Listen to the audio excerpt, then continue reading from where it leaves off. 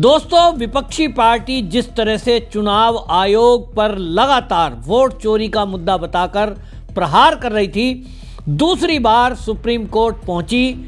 लेकिन अब जो एसआईआर रुकवाने के लिए बिहार चुनाव से पहले राजनीतिक दलों की तरफ से सुप्रीम कोर्ट में एक गुहार लगाई गई थी कि एसआईआर प्रक्रिया गलत है, फर्जी नाम काटे जा रहे हैं और सरकार के इशारे पर चुनाव आयोग काम कर रहा है, उस सब पर सुप्रीम कोर्ट ने कड़ी टिप्पणी की है।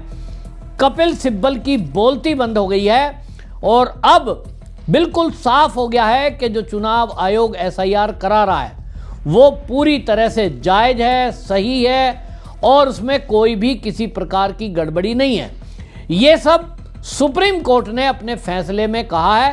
हालांकि अभी आगे सुनवाई जारी है, लेकिन सुप्रीम कोर्ट के सीजेआई की टिप्पणी से कपिल सिब्बल, जो कि कांग्रेस की तरफ से वकील की तरफ प्रस्तुत थे, वहां अभिषेक मनु सिंघवी और कई बड़े बड़े वकील राजनीतिक पार्टियों की तरफ से थे, सबकी बोलती बंद हो गई। इस सब पर आपको बता दूं कि सीजेआई ने जो टिप्पणी की है वो सवाल किया है। उन्होंने कहा कि देखिए, मैं खुद सोच रहा था जब हम सोच रहे थे कि कुछ गड़बड़ है, लेकिन ताज्जुब की बात है एक भी सबूत आप पेश नहीं कर पाए। सीजेआई ने कहा कि हमने बिहार में एक अजीब चीज देखी। हम निर्देश देते रहे, हमने पैरालीगल वॉलंटियरों को भेजा, कोई भी ये कहने के लिए आगे नहीं आया कि मेरा नाम काट दिया गया है। और इसलिए लगा कि जिस तरह से आप बात कर रहे हैं ये जो है कहीं ना कहीं गड़बड़ है। इस सब में आपको ये भी बता दूं कि सारा कुछ देखते हुए जस्टिस जो सूर्यकांत और जस्टिस जयमाल बागची की बेंच है, उसने कहा कि पोल पैनल के पास जो फॉर्म 6 में एंट्री सही है या नहीं, ये तय करने के लिए अंदरूनी पावर उसके पास है और यह एक एप्लीकेशन वोटर के तौर पर रजिस्टर करने के लिए इस्तेमाल होता है। जजों ने यह दोहराया कि आधार का मकसद सीमित है। वो कहते हैं कि आधार फायदे पाने के लिए बनाया गया है, बैंक का खाता खोल लो, आपको जो है राशन मिल जाए, आप कहीं उससे गाड़ी व्हीकल खरीदते हैं उसकी आपने एड्रेस दे रखा है, उसके लिए है। वो कहते हैं कि उससे वोटर भी बना लें। तो कहते हैं मान लीजिए कोई पड़ोसी देश का आदमी है और मजदूरी के तौर पर यहाँ काम करने आता है, तो क्या उसे वोट देने की इजाज़त दे दी जाए? ये कौन कह रहा है? ये सुप्रीम कोर्ट की बेंच ने कहा है। किससे कहा? जो वकील कपिल सिब्बल प्रस्तुत हुए उनसे कहा कि आप कह रहे हो कि फॉर्म 6 सबमिशन ऑटोमेटिकली स्वीकार कर लेना चाहिए। बेंच ने सवाल किया सुप्रीम कोर्ट के जज साहब ने कपिल सिब्बल से कि आप ये कह रहे हैं कि चुनाव आयोग खाली एक पोस्ट ऑफिस है जिसे केवल फॉर्म जमा कर लेना चाहिए और आपका नाम शामिल कर लेना चाहिए। कपिल सिब्बल तो यही कह रहे हैं कि साहब हमने फार्म भर के दिया, उसमें जो हमने दस्तावेज लगा दिए बस उसको स्वीकार कर लो। वोट डालने और ना डालने का तो मामला है, वो हमारा ये कैसे कह रहा है कि साहब अपना स्थायी निवास प्रमाण पत्र लाओ, आप अपने यहाँ रहने का सबूत दो।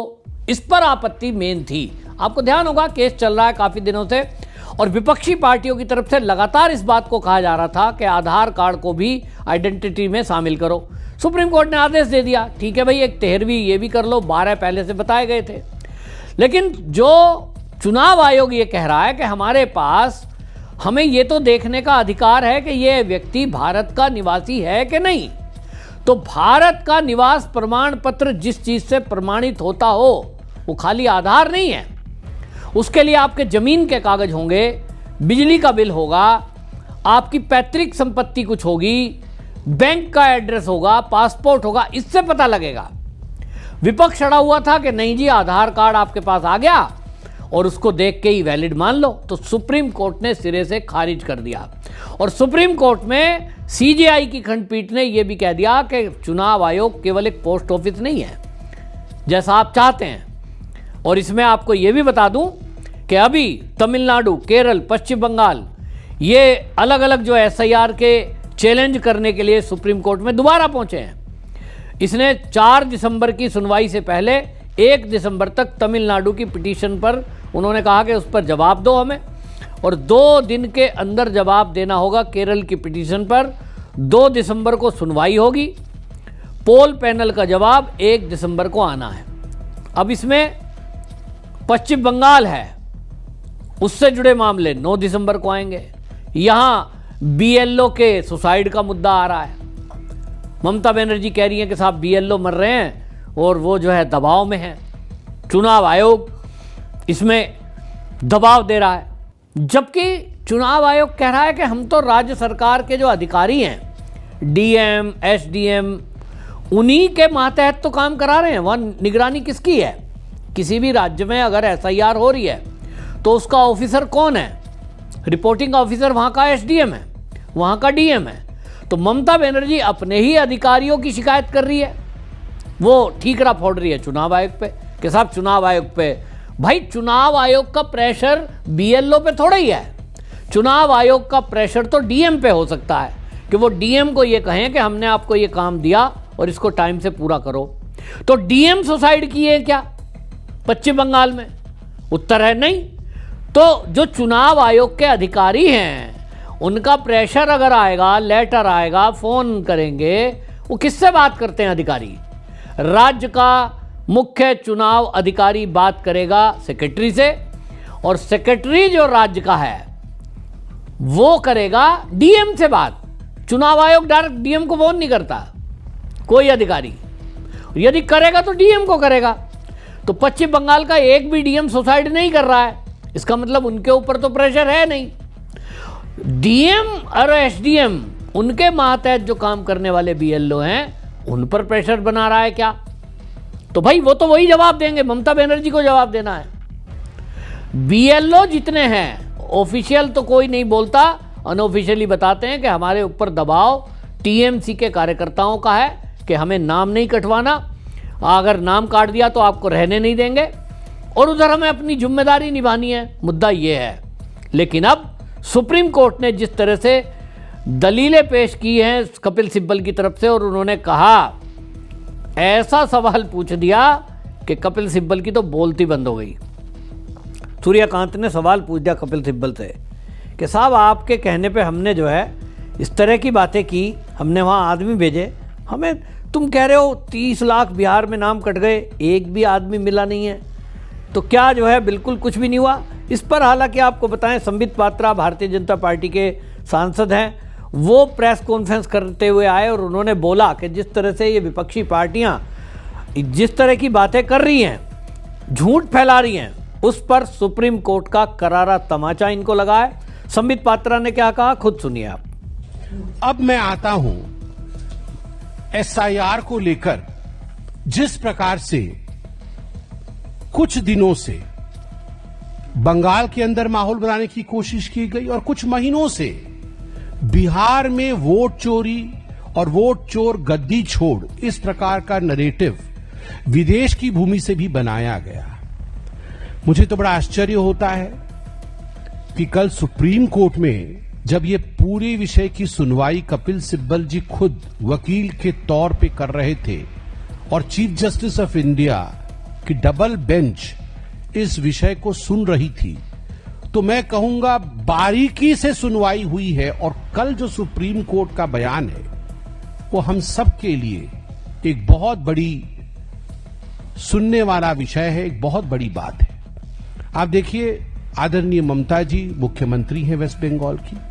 दुख इस बात का है, साधारण व्यक्ति क्या कहता है वो अलग बात है, इन्फ्लुएंसर क्या कहता है ये अलग विषय है, मगर जब एक मुख्यमंत्री कहती है कि आग लग जाएगा, देश टूट जाएगा, देश के नींव को हिला देंगे, भारतीय जनता पार्टी को छोड़ा नहीं जाएगा, हमारे ही कार्यकर्ताओं के खिलाफ उकसाया जाता है। बंगाल में न जाने कितने भारतीय जनता पार्टी के कार्यकर्ताओं को मारा गया है, मौत के घाट उतारा गया है, उसके बाद भी मुख्यमंत्री इस प्रकार की भाषा का प्रयोग करती है। सिद्दीकुल्लाह चौधरी उनके मंत्री हैं, टीएमसी के मंत्री हैं, और सिद्दीकुल्लाह चौधरी कहते हैं कि अगर एसआईआर होगा तो ये आग से खिलवाड़ होगा, आग से खिलवाड़। और तो हुमायूं कबीर के विषय में तो आप जानते हैं, वो तो चाहते हैं कि बेलडांगा में फिर से बाबरी मस्जिद बनाया जाए, विषय अलग है, मगर ऐसे ऐसे लोग तो टीएमसी में है, दोबारा बाबरी मस्जिद भी बनाना चाहते हैं। मगर एसआईआर को लेकर सबसे बड़ी बात मैं अखबार से ही पढ़ना चाहूंगा, इससे बड़ी क्रेडिबिलिटी आप देखिए क्या आज अखबार कह रही है। सुप्रीम कोर्ट ऑन वेडनेसडे, अर्थात विगत कल, supreme court on Wednesday emphatically said that the election commission is statutory and constitutionally empowered to conduct the pan-India SIR of electoral rolls and that it would not stall the process.